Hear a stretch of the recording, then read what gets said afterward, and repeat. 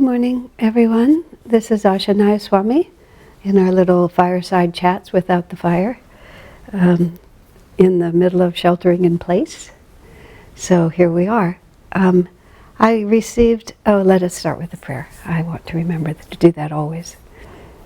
Heavenly Father, Divine Mother, Friend, Beloved God, Jesus Christ, Babaji Krishna, Lahiri Mahashaya, Swami Sri Yukteswar, Beloved Master, Paramhansa Yogananda, Saints of all religions, dearest friend Swami Kriyananda, we offer our lives in service and devotion to your cause of self-realization for all.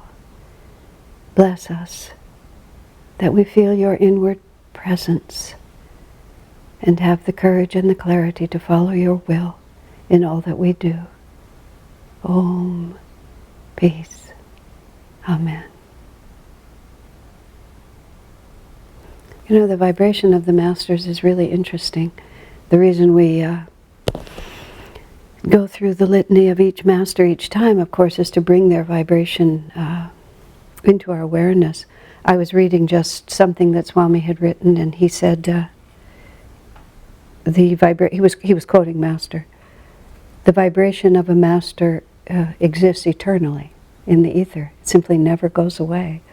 And so when we say the name, like in Autobiography of a Yogi, it says, anyone who says the name of Babaji with devotion attracts to themselves an instant blessing.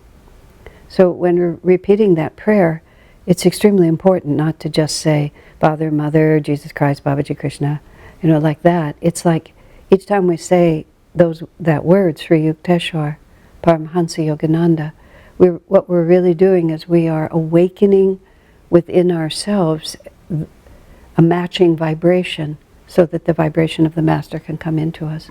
Just what I was talking about yesterday when I was talking about karma, about how our inner vibration creates an opening and then karma that matches our vibration can come in. And so that's how we completely shift our magnetism, is to make our vibration match the vibration of the divine, and in that way the only thing that reaches us is the divine. So saying the names of the gurus and very consciously visualizing what that Master means to us is a very powerful practice. So just a little thought in that respect. Now, I received a question through the mail, and I encourage you either to email me directly, asha@anandapaloalto.org, or you can put questions if you're watching on Facebook. We'll either take them in the moment or I'll take them later in a later broadcast. So I received in the mail, I encourage you, if you're on Facebook, you can write questions to me, and I got a very interesting question, which I had seen and heard discussed, but now I think it's a good time to address it. And it's basically, the question is, why are we fearing the virus? Why don't we just love it? If the virus is sent by God, shouldn't we love the virus? Now, it's a little hard for me to get a hold of it just exactly as a virus, so I'm going to talk around the subject from other experiences that I've had with Swamiji and thoughts that I've had on this very same issue. What's actually being asked by that question, even though it might not sound like it exactly, is there such thing as righteous war? And of course, that's what the whole Bhagavad Gita is about, and the Ramayana too, for that matter. It's about conflict in which heroic God characters aren't nice. They pick up swords, they pick up bows and arrows, they pick up powerful mantras, and they attack an enemy, and they do their best to destroy it. And it's a very serious question, because the mind really can spin in lots of directions, and the inclination of the refined spirit is not to want to do battle, but exactly the opposite, to try to find some way to accommodate, to sacrifice, to not enter into what you would perceive as negative states of consciousness, which is why the Gita especially is such an interesting document, And if you follow the whole story of the Mahabharata, those of you who have time on your hands, you'll find somewhere on my YouTube channel, I've told the whole story of the Mahabharata and the whole story of the Ramayana from the perspective of self-realization teachings as the symbols have been interpreted. And you might find that both entertaining and interesting. And so the question is, in fact, Rama incarnated and Krishna incarnated. Krishna incarnated specifically, as the Gita describes it, whenever virtue declines and vice begins to predominate in society, I, the infinite spirit, take visible form in order to destroy, that rising dark force. And oftentimes, the nature of that incarnation is warrior-like. And in fact, Master himself spoke of two incarnations. One is William the Conqueror, and the second, after some research Swamiji feels, was Ferdinand III in Spain. Both of those incarnations were almost constant war. Ferdinand III, especially in Spain, it was a time when Christianity was being driven out of Spain by the invasion of the Moors. For his entire life, in that incarnation, Master was at war, literally at war, on his horse, driving this force out of Spain to hold Spain in the Christian world. Now, we can argue from our present perspective all the different things we may think about Christianity or the Catholic Church, but we have to also, as I say, reverse engineer it and think of it backwards, that Master felt it was worth his incarnation as an avatar to do that. But even more than that, he was a warrior. I mean, he killed people for the sake of the mission that he was working on. And in the Gita, when Arjuna objects, he says to Krishna, how can I kill these people? Because in the Gita, the war is between cousins. I'm not going to give you the whole symbology. Actually, I teach another seminar on the Gita, and you can find that elsewhere. But Arjuna says to Krishna, I don't want to kill these people. And Krishna says, you see their bodies fall, and you think they have died. I see their souls rise and realize that they've just been liberated from that form. Now, that's part of the answer, because if we just use our own reasoning, we can't always come up with the right answer, because we have so many fears and prejudices within us. And it's very difficult to think completely clearly when we have any kind of an emotional bias. Reason follows feeling.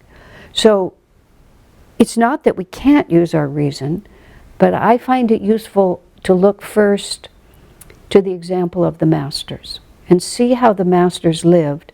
And if I can't quite match my own understanding to that, I at least try to understand why they would have behaved that way.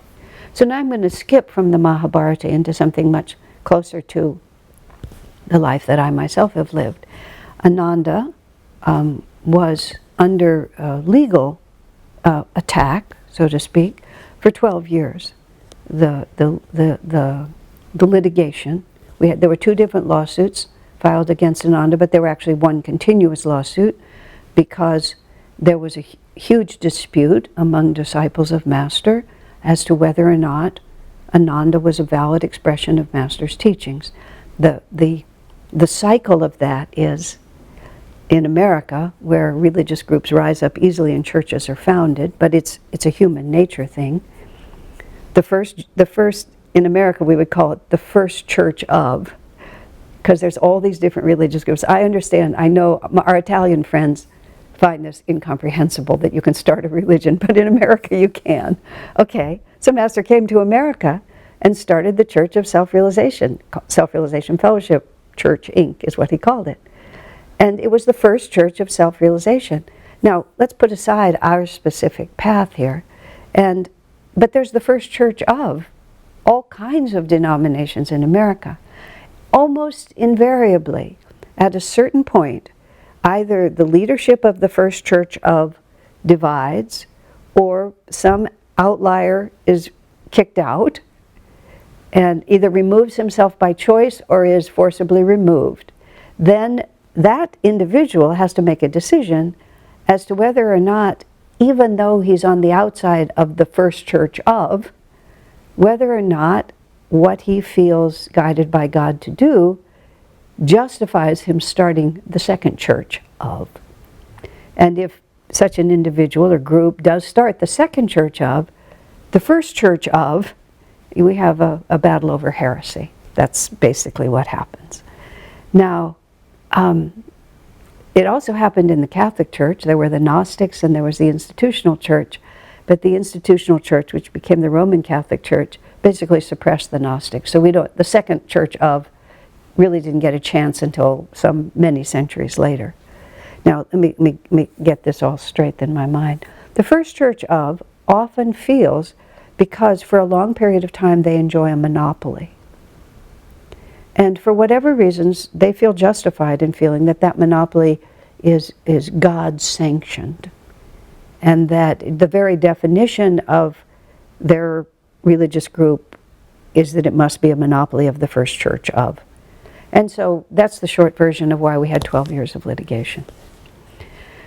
First it was on intellectual property and trademark, trying to use that. The second was just character assassination. It was an adventure. But it was a fight. I mean, in modern times, St. John of the Cross was simply imprisoned by the brothers of the order that he was trying to reform. They just threw him into prison and nearly starved him to death, and then periodically tortured him until he managed to get a sympathetic guard to help him to escape.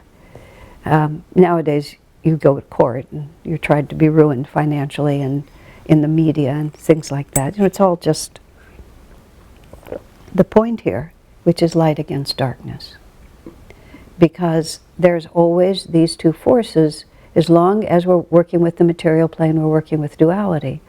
And some forces bring us closer to the light, and some forces draw us farther away from the light. That was all a long introduction to get me to where I want to be. In the midst of that 12 years of struggle, there was a tremendous amount of internal conversation within Ananda as to whether or not it was appropriate to fight or whether or not we should just respond with love. And Swami had to answer that question over and over again. And here's what you're working with.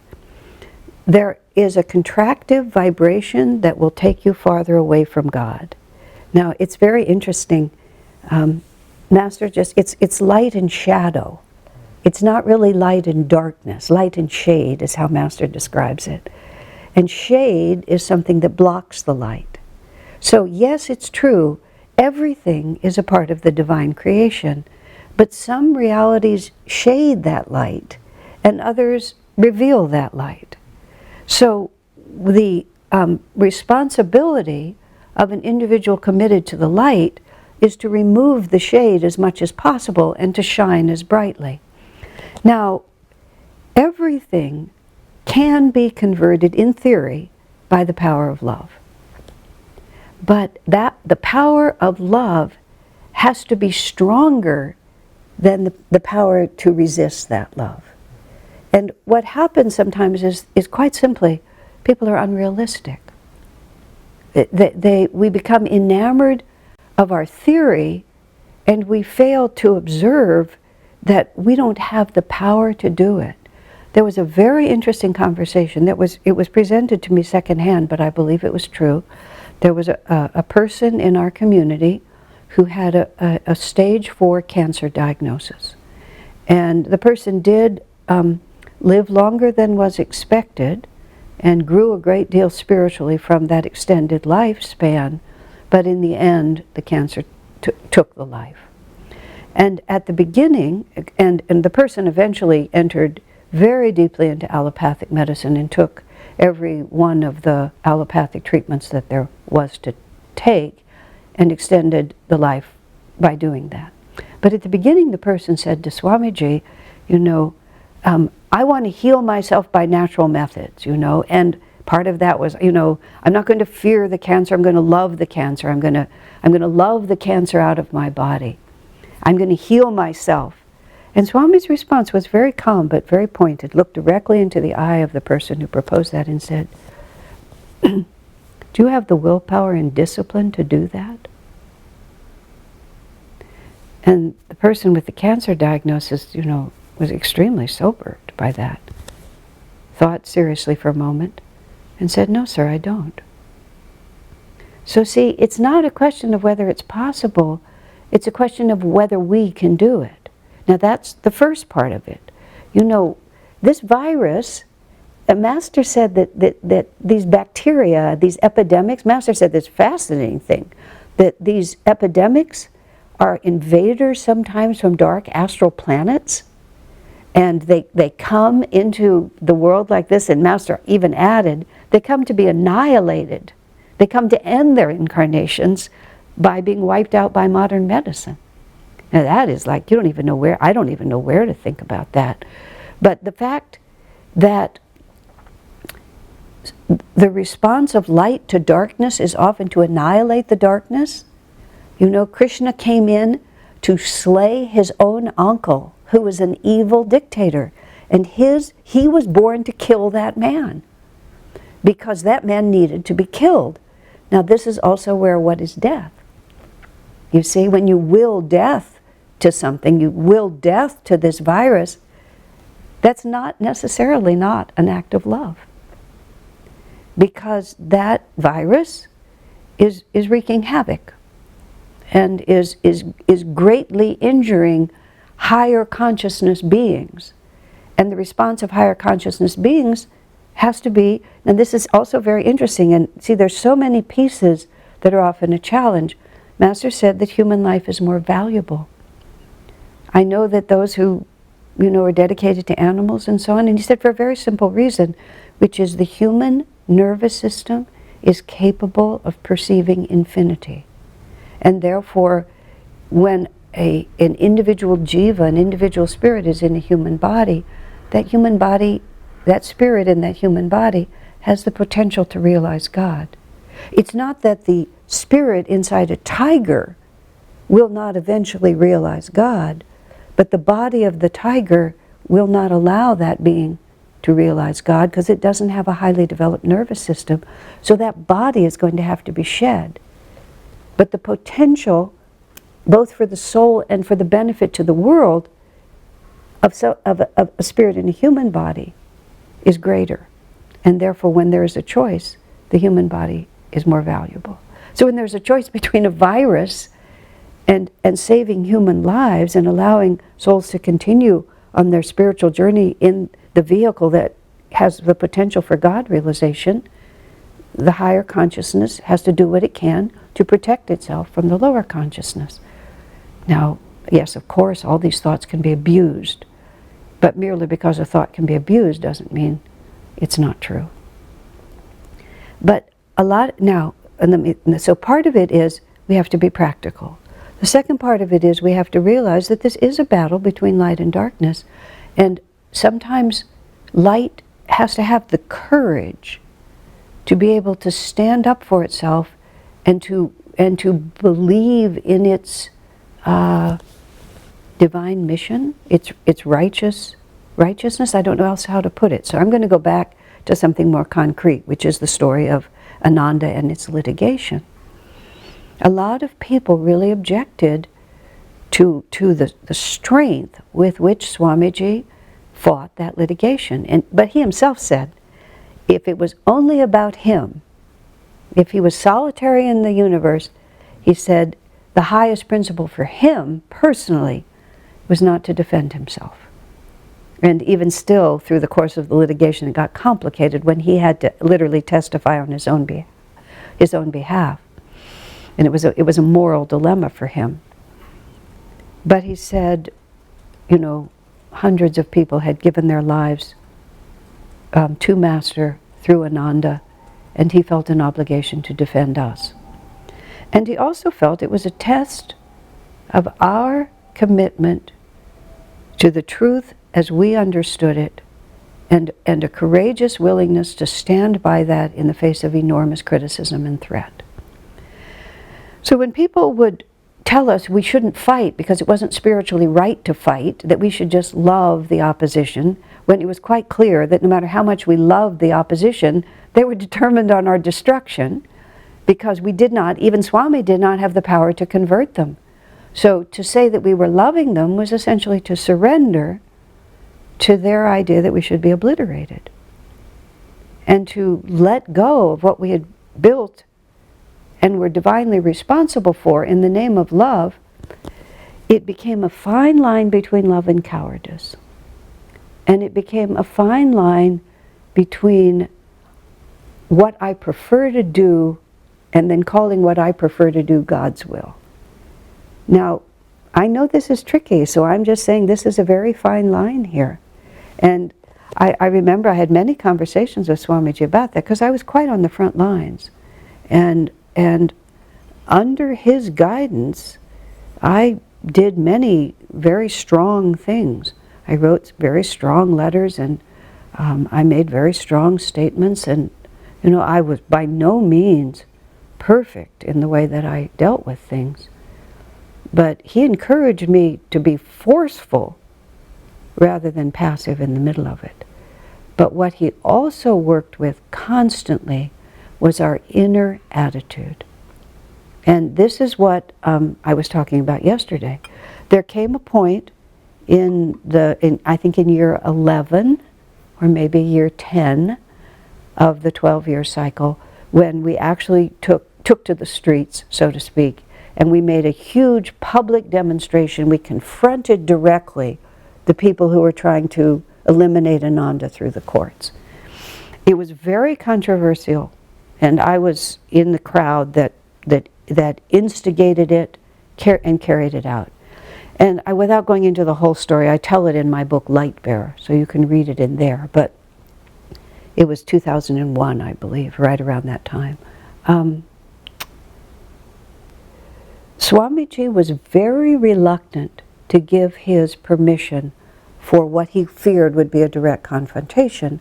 And I said, why? Why are you so reluctant? He said, because I'm afraid you will become angry, he said. I said, my response to him was, sir, you underestimate how excellently you have trained us. And he said to me, you are naive, Asha. He said, when you're in direct confrontation with people, anger is a natural response. He said, we can stand strongly for what we believe, but if we become angry at those who oppose us, he said, we have betrayed what we believe. And I said, oh, sir, we don't intend to confront. I said, we intend to educate. And then I said, which was the truth of what we did, we intend to sing.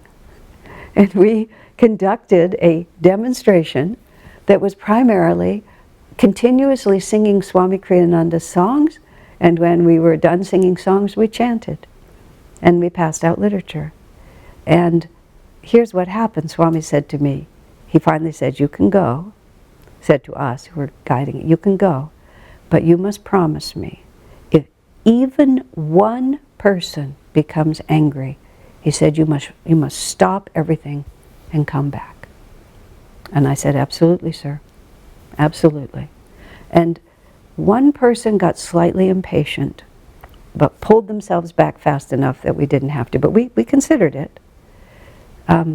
Because, yes, you can't create peace by creating anger. But you can stand strong and oppose something and speak just, you see, now you have to think like Divine Mother. Divine Mother disciplines. And we ourselves become confused when Divine Mother disciplines. We have this thought that maybe God doesn't love us. But of course, God loves us all the more. A mother who won't discipline her child, a father who won't discipline his child, is not expressing love. I know a woman whose children were crippled for life because she never wanted to hear them cry. And they weren't stupid. They pretty much figured out how to follow their most selfish impulses, because all they had to do was cry. And then their mother would give in to anything they wanted. You know, that's not love. That is, with all due respect, cowardice. Or an inability to do what is necessary and a preference for following what we want. Now, how this relates to a virus, which is yet a living thing. But when God sends us a great challenge, we have to ask ourselves, and this is where I started this whole broadcast whatever many days ago, what is it bringing out of me? What weakness is it exposing? And how do I personally, within my own consciousness, what is the response that will expand my consciousness? You see, that's what we're always working with. What will contract and what will expand. And words are not always the right answer. Oh, love, of course, is expansive. Not necessarily. If that love is based on fear, that's not really love. Because if you really love someone, sometimes you have to say no. And sometimes you have to enforce that no with whatever it takes to enforce that no.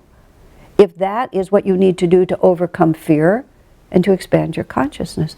There was a time in my life when I realized that I had a certain kind of harmony. Harmony is the right word. In the context that I was in, I often didn't do what I knew was needed according to my own ideals, because I was afraid of rocking the boat of the people around me. So I realized that what looked like being nice, the core impetus of being nice, was actually that I was afraid. So I wasn't really being nice. I called it nice, but I wasn't being nice at all. I was being afraid. And fear is not expansive. And I realized I had to be rude.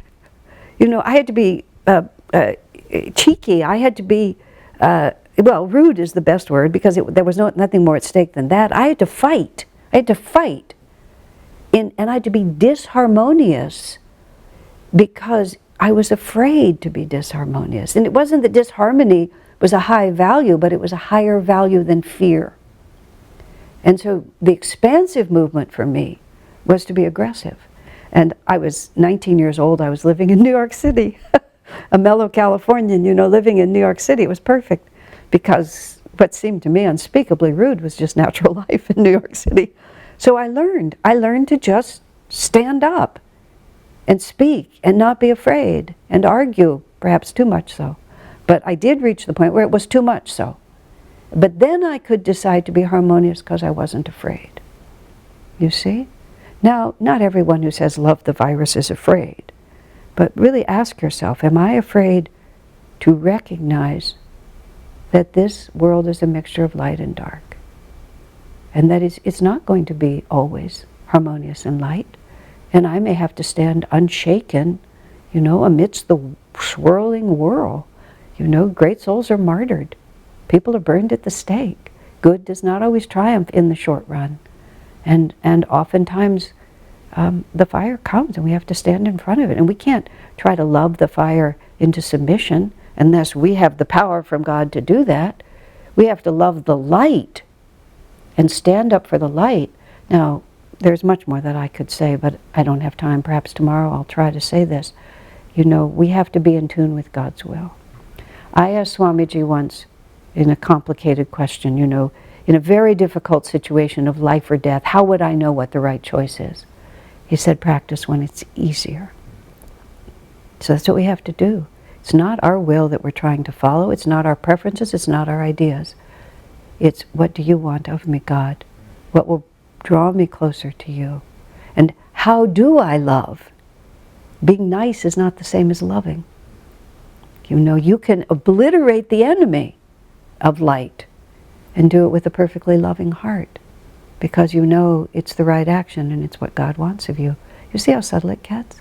But how much fun? And of course the answer to all of it is attunement with God. These are all the words that bring us back to love God, attune to God, and let Him guide you. God bless you.